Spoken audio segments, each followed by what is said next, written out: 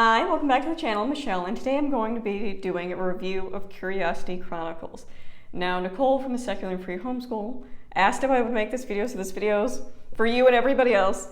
But it occurred to me when she asked me to make the video, I was like, oh my god, I haven't actually done a review video on Curiosity Chronicles. Now, I do talk about it in my homeschool family subject updates, so if you want more specific, like what we did or the projects we did, if you go on my channel and watch the family subject update videos, you will see more specifically the things we were doing, because especially I'm going to be talking about what we used last year. I'm not as fresh as what we did last year, but if you want to see specifics, see those videos. So I have talked about them in my update videos, but I've never done a dedicated review video for it, and I don't know why, because we really do enjoy the curriculum.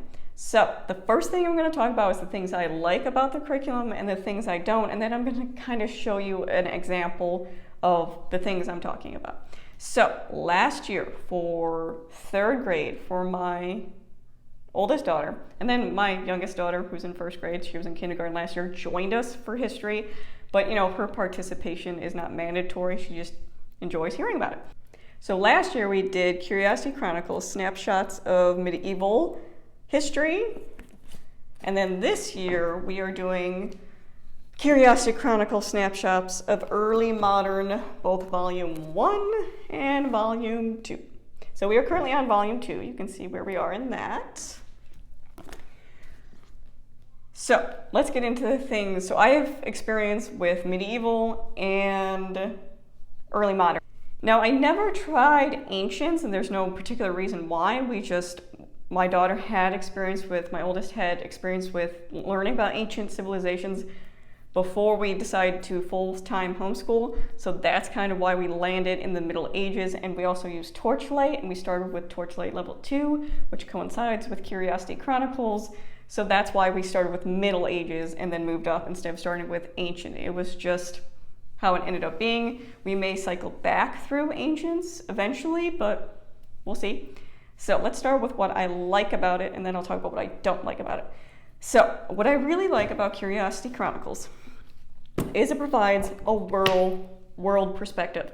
So many history curriculums are very Eurocentric, and I was a public school kid, and I have to tell you, I did not learn a lot about the history of different countries.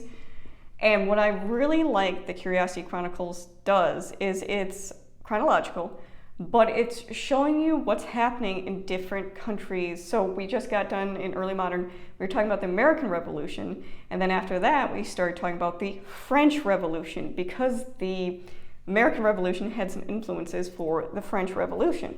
So being able to see how different areas are connected, how one part of the world, what's going on here, is affecting what's happening in another part of the world, and how things can be vastly different. So when we were talking about Middle Ages, we were talking about, in Europe, they were still, going to the bathroom in their chamber pots and throwing them in the street, while certain other countries were flourishing with pretty much colleges and universities and inventions. So being able to see how, some were still very much in the Dark Ages, but some were in the Golden Age. So it was really interesting to kind of get that full perspective. And the way I plan on doing history is we kind of did this broad overview of world history, as you would put it, and then I'm going to zero in on specifically American history. So my kids have a really good understanding of what was going on in the world before we start tackling American history. And then we will go into a broader world history in middle school type thing. So I like that we're getting this broad perspective, zooming in and coming back out again, so they can see how everything is interconnected and how what happens in one part will change what happens in other parts. So I like that. I like that Curiosity Chronicles does not shy away from talking about religion. Now, it's a completely secular program. There's no religious bias in here. There's no religious opinion in here, in my perspective. And what I like about this is I don't think you can completely ignore religion when talking about history, because to be completely honest, there are historical events greatly influenced by the spreading of certain religious movements. And to not talk about that in history is omitting a big part of history. And I think if you're taking it from a certain religious perspective, it's going to be heavily skewed in favor of that religious perspective, that they were doing the right thing because of this. So I like that it talks about how religion greatly influenced different things, like kings changing the religion of the country for political reasons. And that's, I think, important to talk about how religion was used as a tool by certain people to affect greater events.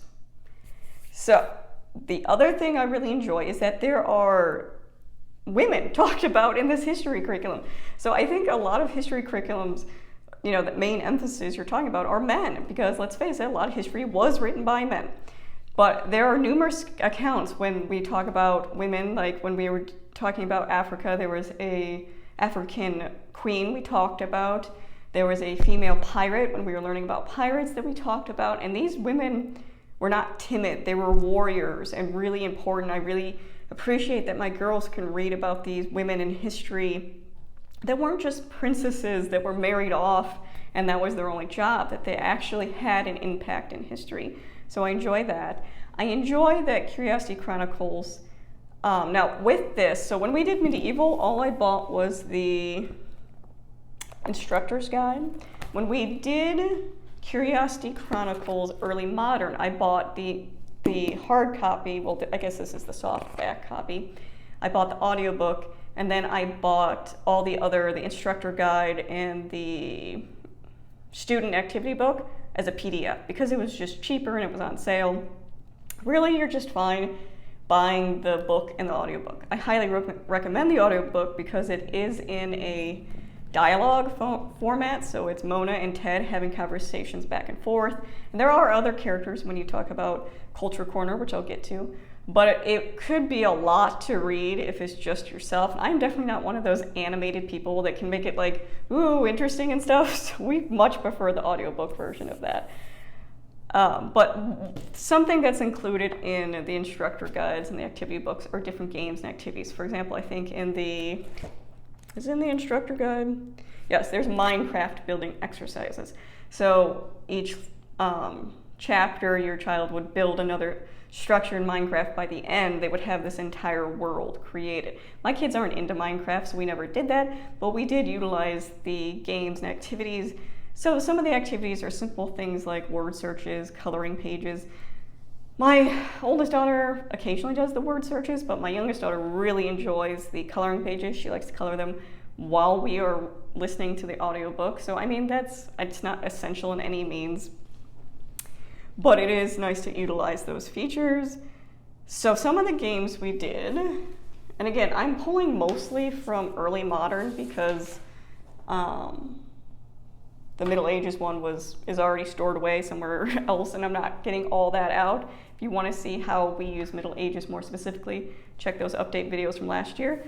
So I'm going to show you a couple examples of the things we did. So when we were talking about the Columbian Exchange, they had these little recipes, and it was a card game. And again, this was all, I believe, in the student activity book. They had a game where you had to get as many items you could to make the recipes on there. And the more rare the items, the less cards there would be, obviously. And it shows you on the top where that item came from, because obviously you're learning about the Columbian Exchange, all that. Another thing we did was we played a coup game. So we were learning about Catherine and the great coup that she took over and everything. So here's the thing. You're trying to get to the emperor to take over his position, and in order to do that, you have to get all corners before you can try to get to the emperor. So you need to get the clergy support, you need to get the military support, and you need to get the nobility support. You have to have support from all three of those areas before you can take down the emperor. And I think this was a great way of explaining power structure. And you can see these suspicion signs. So if you were suspected of treason, different things would happen to you, or you'd have to go back to the start. As you can see, the closer you get to the emperor, the harder it is. There are more suspicion boxes to take over. So that was really fun, and my kids enjoyed that. It's funny how competitive they get with it. I talked about in a previous video, we did like a kingship debate about one person had to defend the idea that absolute power was the best idea or the best way to rule, and the other person had to defend the reason it wasn't. Again, my kids really got into that, so that was fun. So I really like that it has these different activities. For a review, they actually have these.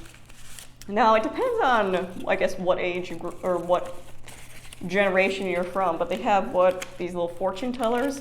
Growing up, they were called cootie catchers, so leave in the comments below what you call these. But they're fortune teller exercises, and they're review exercises. So you can see here, you would pick, this one was Frederick, Proclamation, Awakening, Plassey, Golden, 7, Canada, Queen, and you open it up and it's got a question. Who was Queen Nanny? What was the 7 Years' War? So it's an interesting way of doing a review. Who was Frederick the Great? And it has the answers, obviously, in the instructor guide. And do I expect my kids to get every single answer correct? Absolutely not. My kids are 10 and 6. The way I view this curriculum is as an exposure to ideas and historical figures and things that happen, not to memorize dates, fill out a timeline, nothing like that. So this was actually a fun, and you can see we saved them all, a fun way to review for my kids. And I was surprised how many they actually could do without me helping. So I like that it's got that kind of interactive element if you want to take it that way. You, of course, don't need all those things. You can just listen to the book, and that's completely fine.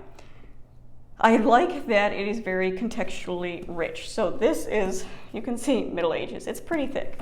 And you can see here, Early Modern is even bigger, so much so that it's split into 2 volumes. And my thoughts with that is, like I said, do I expect my kids to remember every single date, every single person, every single event? No. But they're being exposed to things that happened in history, and they're building that contextual foundation. I very much like the core knowledge idea of building upon the things you know. And Curiosity Chronicles does this. Is it giving you a lot of information? Yes, and that can be seen as a negative to some people, that it's so much in this like 15-minute chunk of time that it can be overwhelming. But again, it's just an introduction to history. My kids are in 4th and 1st grade. They have a lot of history ahead of them that I think this is laying a great foundation to start from. Next is going with the contextual knowledge, or the contextual. They have a lot of really nice pictures in here, and I will, when I do a more thorough look, show you guys, I will open this and show you some of this. But I like that it includes color, pictures, maps, things like that. So I really like the graphics in Curiosity Chronicles. I think they're well sourced. Another thing that's really important to me, I've talked about this on my channel a lot, is the credentials of the person writing the curriculum. That is, academic standards are something that's important to me. And the writer has a Master's of Master's of Arts with an interdisciplinary in humanities. Yeah, she has a humanities degree with an emphasis in classics. So history. So I appreciate that the person, she's also a homeschooling mom, that matters to you. She knows what she's talking about. She has children. She wrote this for children. It's very contextually deep, and that's something I really like. I like that she has the experience to write something as critical as history. I think when we're talking about history and science, we really need to draw from factual information and less opinion. So the audiobook, I think, is so good and bad. So the audiobook for Middle Ages, and I believe Ancients, was, I only have experience with medieval history, so I will only speak to that one. The audiobook with that was, first of all, I think the big difference between middle and early modern structure, there's a difference.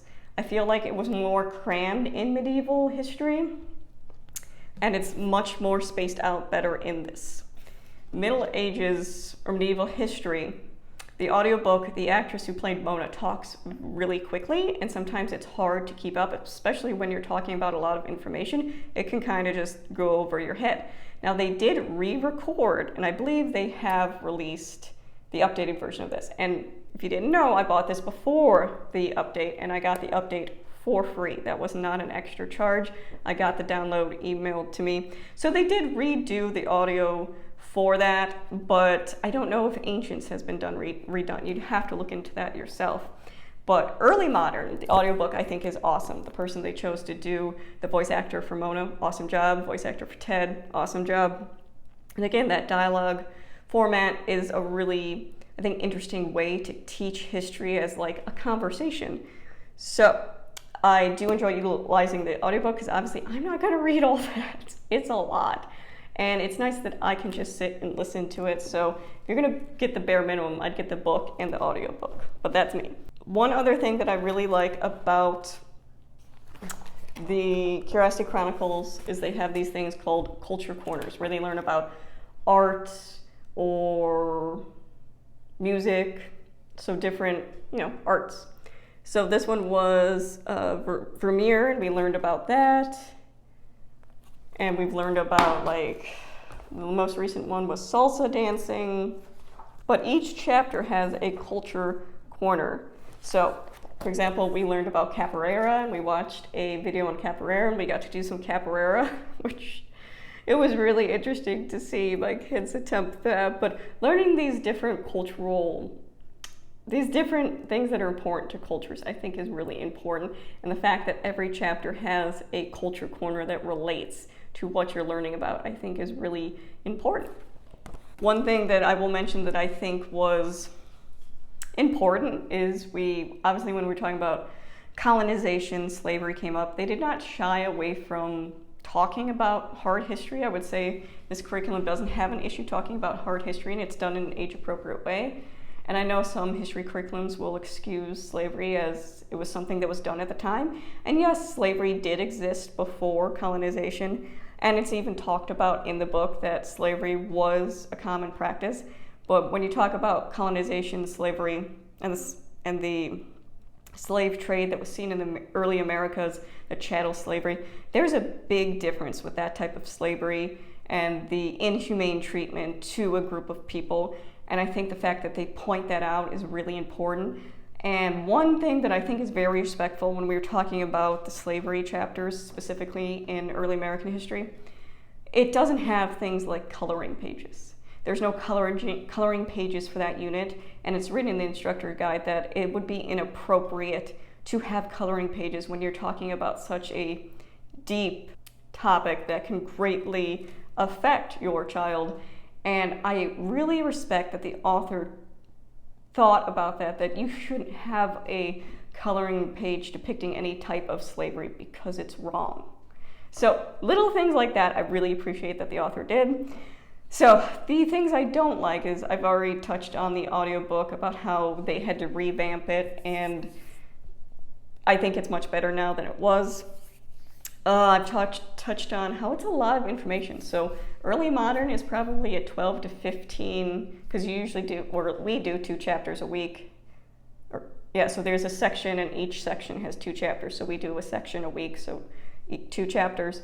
Each audio part is about 12 to 15 minutes, but it's a lot of information.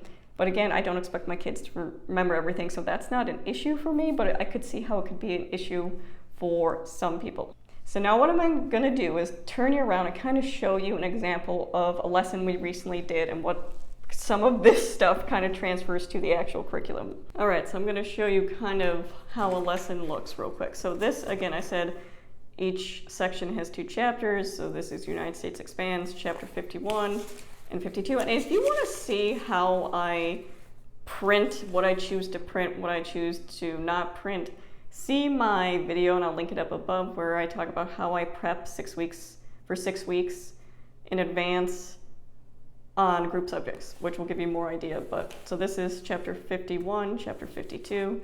So let's quick look at the actual chapter. So again, these are some of the pictures I was talking about.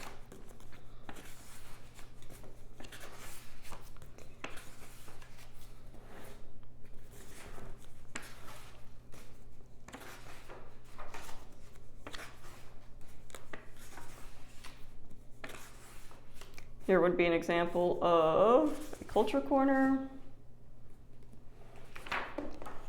but a quick.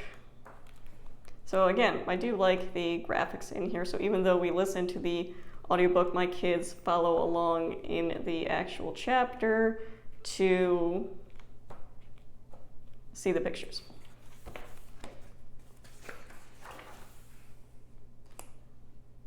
So let's kind of look at the chapter resources for it now.